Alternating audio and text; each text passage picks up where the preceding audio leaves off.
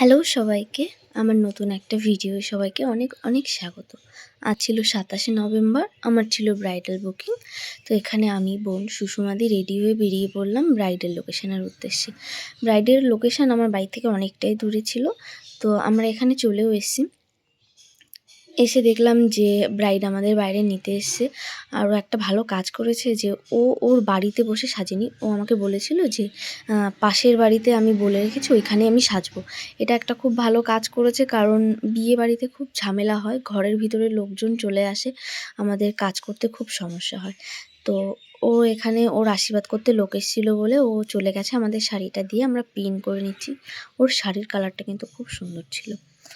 ও চলে আসলো, ওর শাড়িটা এবার পরিয়ে নিলাম, পরিয়ে নিয়ে চুলটা ক্রিম্পিং করছি। আর সবাইকে বলি, আমার আগের যে ভিডিওটা পোস্ট করেছিলাম ওটা আমি প্রথম পোস্ট করেছি। সবাই অনেক অনেক ভালোবাসা দিয়েছো, তার জন্য সবাইকে অনেক অনেক ধন্যবাদ। এভাবেই পাশে থেকো। এখানে আমি স্কিন প্রিপারেশনও শুরু করে দিয়েছি, স্কিন কারেক্টিং করেছি। ও বলেছিল যে ওর স্কিন টোন রেখে মেকআপটা করতে, আমি চেষ্টা করেছি। ও একদমই মেকআপ কোনোদিনই করে না, আজকে প্রথম ও মেকআপ করছে। তো এখানে আমার বেস শুরু হয়ে গেছে। আমার বেস মেকআপ কমপ্লিট হয়ে গেলে আমি পাউডার দিয়ে সেট করে এখানে আইব্রোটা শুরু করে দিয়েছি।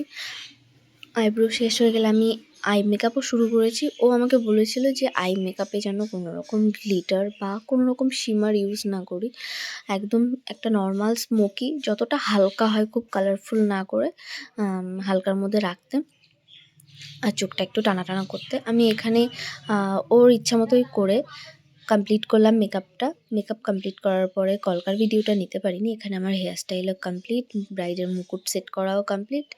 আমি ওর মাথার ওড়নাটা সেট করছিলাম। আমাদের ব্রাইডাল বুকিং কিন্তু ওপেন আছে। তোমরা যারা যারা তোমাদের স্পেশাল দিনে আমাকে বুকিং করতে চাইছো, অবশ্যই আমার সঙ্গে কন্ট্যাক্ট করো। আর আমার ব্রাইডকে কেমন লাগছে আজকে সবাই বলো। আমি আমার মতো করে চেষ্টা করেছি ওর যেরকম সাজতে চেয়েছে সেরকম করার। আজকের ভিডিওটা এই অবধি। সবাইকে টাটা।